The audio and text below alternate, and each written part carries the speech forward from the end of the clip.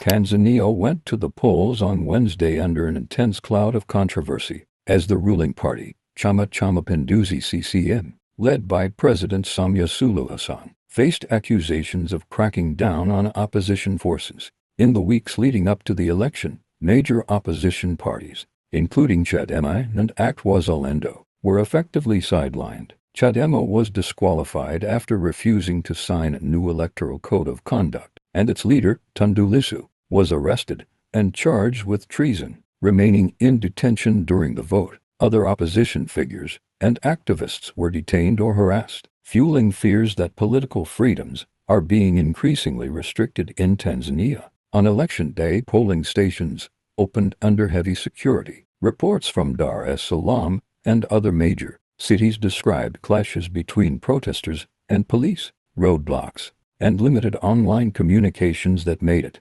difficult for citizens to share information. Voter turnout appeared lower than usual, especially among younger citizens, who expressed skepticism about whether their votes would truly count. While the government maintains the elections were peaceful and legitimate, opposition voices and international observers describe the process as a rubber stamp for continued CCM rule, raising serious concerns about the integrity of Tanzania's democracy. Analysts warn that the long-standing dominance of CCM, combined with the exclusion of strong opposition voices, could fundamentally reshape the political landscape and limit pluralism in the country. Across Tanzania, citizens are left questioning the fairness of the vote and whether democratic processes can still function under these conditions. With the world watching closely, the results of this election may reveal more about the resilience of Tanzania's institutions than the future of political competition about who will occupy the presidency.